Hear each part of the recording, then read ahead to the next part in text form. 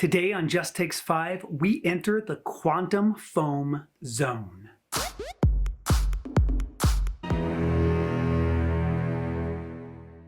Hey everybody, what's up? My name is Courtney Morse, and today on JT5, we're going to discuss quantum foam. We're going to look at 4 different things. What is it? Where can we see it? Why is it important? And we'll look at a couple cool facts about it. So let's start with what is it? Quantum foam originates from Einstein's idea that gravity is caused by the warping and curving of space-time. I know, most of you thought that space-time was how astronauts kept track of when to eat dinner, but it's not. Space-time happens when space and time are combined into one thing called a continuum. We get quantum foam when you apply quantum physics to space-time itself. Let's look at some examples of when we can see quantum foam. Honestly, the best example of foam would be at the top of some of your beverages. You know, those little bubbles that come up on top of most of your adult beverages that you might enjoy. That's what we're talking about when we're speaking about quantum foam. See, because the bubbles in the foam, they're very sporadic. We don't really know when they're going to pop up or what's going to happen. But in order to have quantum foam, you've got to remember a couple things. And one of those things is that there is no such thing as empty space. Let me give you an example. Let's say that I had a box of Legos, and I took that box of Legos and I dumped those Legos out. If I asked you what was in the box, majority of us would say nothing or air. But in all actuality, there's quantum foam inside of the box, because the next thing for you to remember is that quantum foam is everywhere. It's between our fingernails and our skin. It's in our belly button. It's in our nose. It is literally everywhere. Let's take a look back at our bubbles real quick. See, one of the things that you have to remember about quantum foam is that we actually can't measure it. And the reason why we can't measure it is because it's on the Planck scale. If you take a look at this diagram here to show you how big the Planck scale is, we have humans, then we have atoms, which make us up, and then we have the Planck scale. It is super small. In fact, it's measured that the length is 1.6 times 10 to the negative 35th power meters long. That's the Planck scale. I don't even exactly know what that means. Let me give you another example of quantum foam. Let's say you just went on vacation and you were flying back over the ocean back home. As you look down at the ocean, it looks smooth. It looks as if you could walk on it, like it's still. It's smooth. But if you were to fly that plane closer towards that water, the closer that you got, you would see that it's not smooth. It would become choppy or wavy. In fact, even some parts you would start seeing this foam start gathering up. Now, why is that foam being created? Well, what's happening here is that the animals and the land masses, the rocks, all of those types of things, the boats even, that are in that water are causing that water to warp and move and create that foam.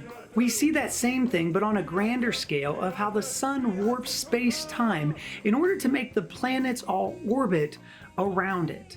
It's the same thing as if you would take a bowling ball and put it on a trampoline.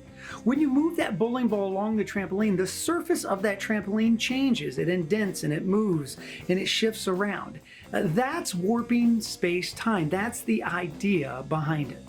So why is this important to us? Because theorists believe that there's an enormous amount of energy in the gaps, the space-time that we're talking about here. In fact, there is as much as 10 to the 120th power times more than we can even measure of amounts of energy out there. That's crazy. If you think about it, that's enough energy to solve any energy crisis that we've ever had. See, this energy that they're talking about is on a cosmic level. Yes, cosmic power. Can anybody say Thanos? However, as I said before, the problem with quantum foam and the problem with space-time is that quantum foam is measured on the Planck scale, and I already showed you how small that scale is. It's so small, in fact, that we can't even see it. We don't have microscopes that are able to zoom in close enough to really even see it, so this is still all based on theory. What that also means is that theorists believe that quantum foam changes so sporadically that the energy that comes from quantum foam also dissipates as quickly as it is created.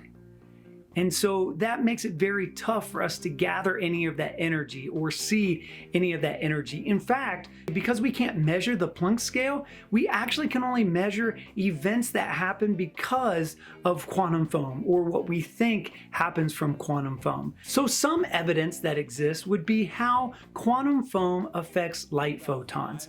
See, each photon has its own path. So when light photons come from different galaxies that are billions and billions of light years away, those photons, when they come to us, they would leave their galaxy at the same time.